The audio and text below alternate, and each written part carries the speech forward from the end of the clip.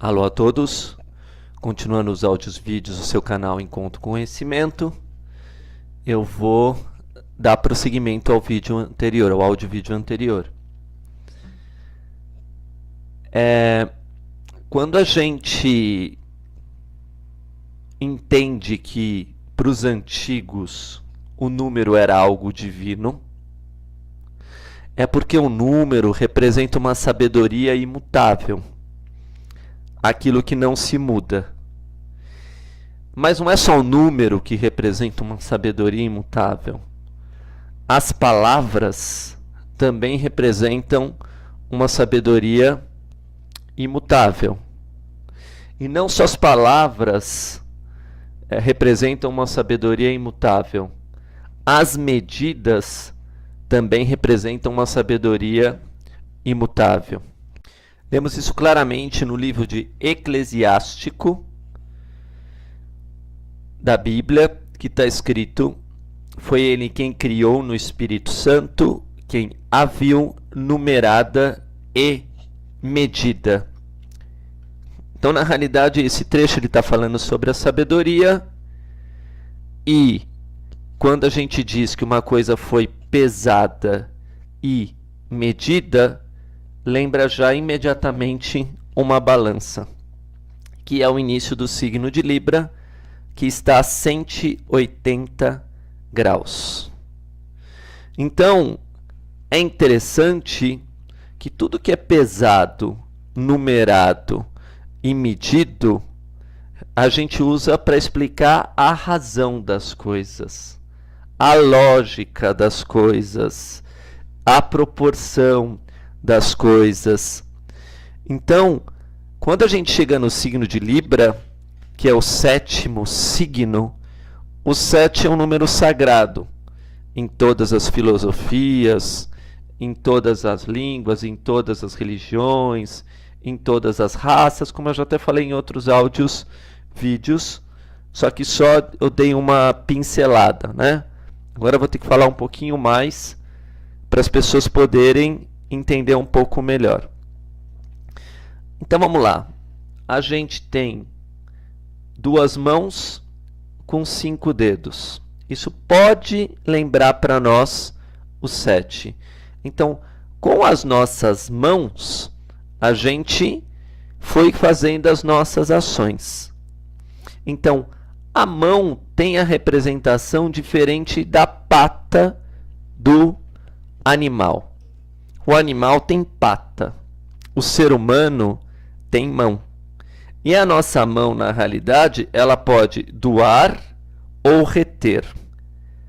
Mas ela pode escrever para o bem ou pode escrever para o mal. Então, nós, seres humanos, temos como primeiro diferencial do reino animal, fora o pensamento, a obra, a mão. Então, quando uma pessoa corrompe alguma coisa, toma o que é dos outros, que é chamado de roubo, está escrito: e a terra se encheu de violência. Esse roubo também é uma ocultação. Quando você rouba alguma coisa, você esconde. O próximo signo de Libra é Escorpião, é as coisas escondidas. Então, vemos em João 9,4 esse segredo: convém que eu faça as obras a que ele me enviou enquanto é dia. A noite vem quando ninguém pode trabalhar. Então a gente percebe que toda alma de boa vontade, que realmente avança na trilha espiritual, começa a querer fazer o bem e vê as pessoas dizendo para não fazer o bem. Não faça o bem. Não cure os outros. Isso pode ser os seus próprios familiares, isso pode ser o próprio patrão, isso pode ser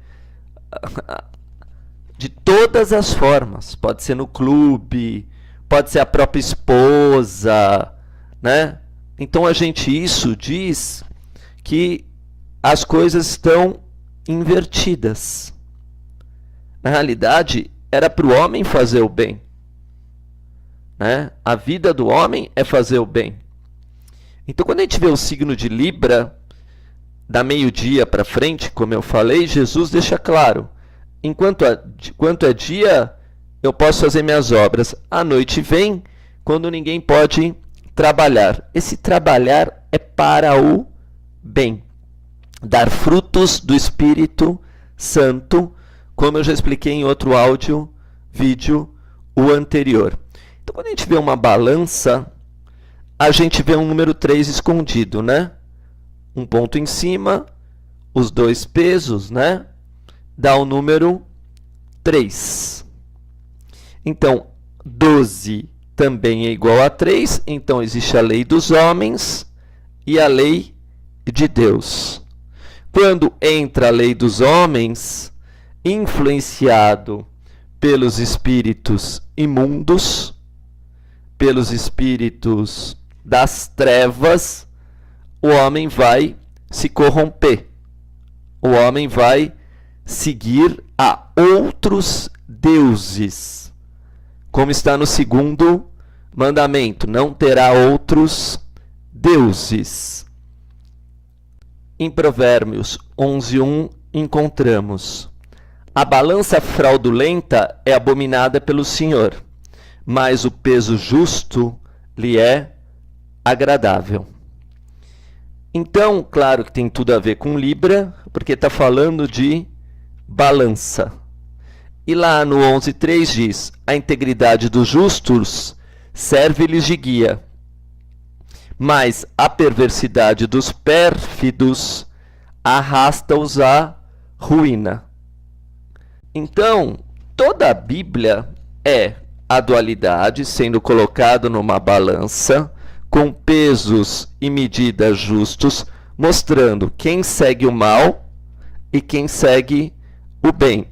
Contando toda a história da humanidade, também dos espíritos elevados e os perversos, mostrando uma justa medida e deixando o livre-arbítrio na mão do homem, e também percebendo que o livre-arbítrio está na mão do homem, a Bíblia induz ele fazer o bem, né?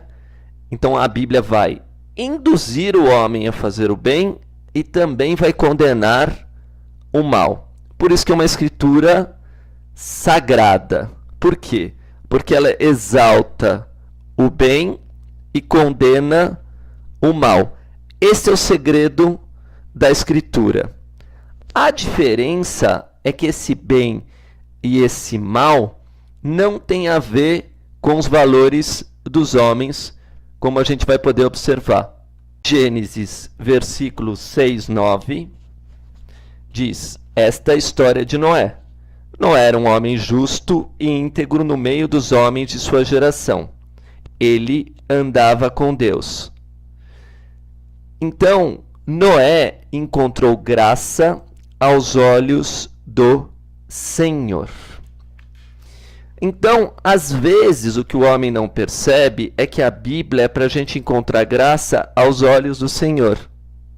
Então, quando o homem corrompe um outro homem, vamos pegar um político e etc., tanto o corrompido quanto o que corrompem, um encontra graça aos olhos do outro, fazendo uma coisa que aos olhos de Deus é abominação.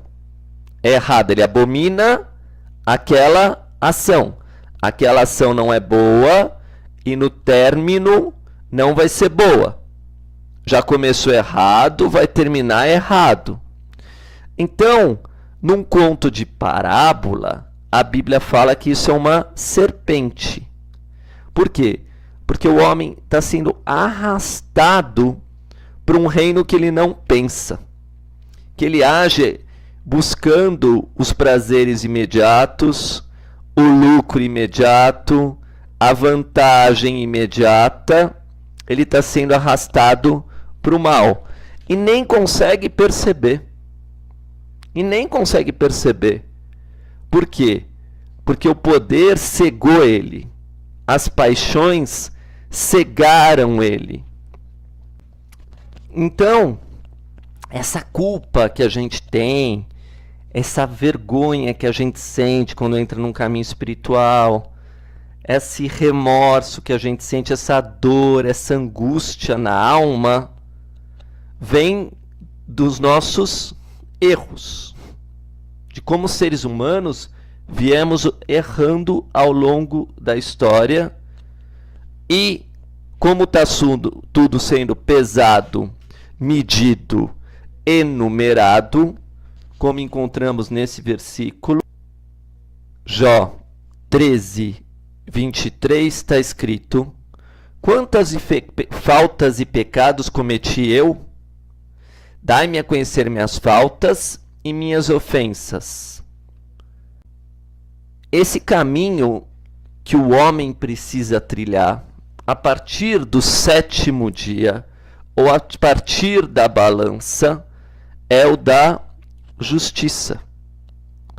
Então, aquele que roubou vai ter que devolver. Aquele que adulterou vai sentir como é ruim sendo adulterado.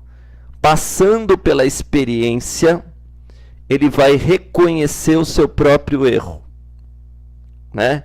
Vivenciando a experiência, ele reconhece o seu próprio erro. É claro que esse processo a gente chama de severidade. Então, se a primavera e o verão representam a misericórdia, o outono e o inverno representam a severidade, a limitação. Se tudo cresce, tudo expande, né, na primavera e no verão, a partir da água tudo pode se congelar, pode virar gelo, pode ficar frio. Então, nesses meses de outono e inverno, que vão de Libra a Peixes, o homem tem que começar a reconhecer que ele andou nas trevas, que ele pecou contra a vontade de Deus e continua pecando sempre, que ele é injusto, quando ele não age sobre a justiça. Da mesma forma que eu falei de uma reta torta, é o mesmo significado. Para eu fazer um desenho bonito, eu tenho que firmar a reta. Eu tenho que deixar essa reta firme para eu poder fazer um círculo perfeito, usando um transferidor e etc. Eu preciso de firmeza para que isso aconteça. Então o homem, em vez de firme, ele fraquejou com as suas próprias mãos. Ele foi se corrompendo ao longo do tempo. Aí uma pessoa se sente culpada e vai chegar para você: mas eu não estou aguentando minha dor, eu não estou aguentando o meu sofrimento. Assim como Caim disse no versículo 4:13, meu castigo é grande demais para que eu possa suportar.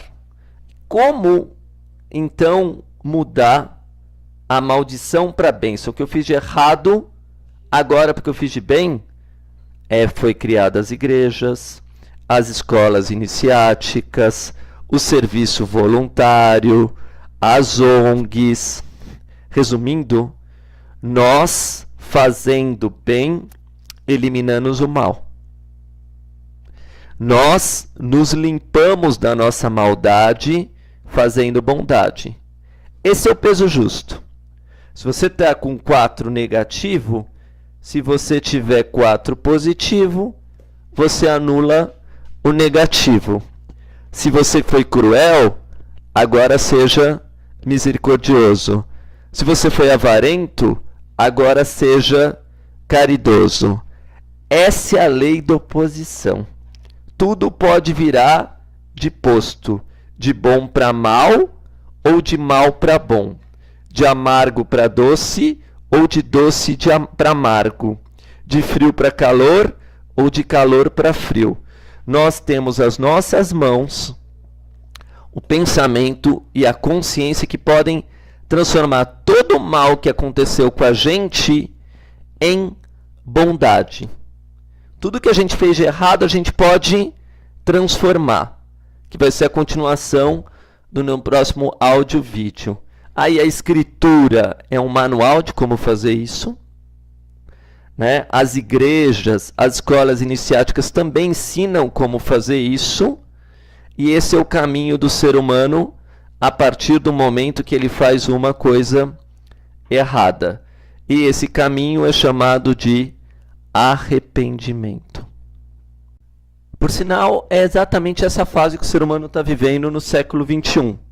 Porque estamos no 21, 21 é 7 vezes 3, tudo está sendo pesado, medido e numerado, por isso que hoje a gente vê uma informática falando de geometria sagrada, falando sobre computador, que tudo é programado por matemática, né, de combinações de números, todo mundo aprendendo, né, Olimpíada de matemática, porque tudo tem uma razão de ser, e chegamos no momento do arrependimento do ser humano, ou a própria destruição dele, é a escolha dele. Ou ele se arrepende, ou ele é destruído. Então as pessoas falam assim, mas está tendo terremoto, está tendo maremoto, está tendo anomalias de doença. A destruição do ser humano é a perda da ligação do espírito dele com Deus. Primeiro é a morte espiritual. Quando você vê um homem se comportando como um animal, saiba que ele já não está mais sendo instruído para a vida humana como era antigamente. Como ele foi programado. Ele já se degenerou.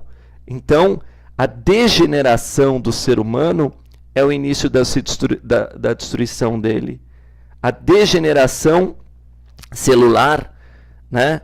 A degeneração do seu DNA, e para aqueles que querem, agora também está vendo a regeneração do DNA.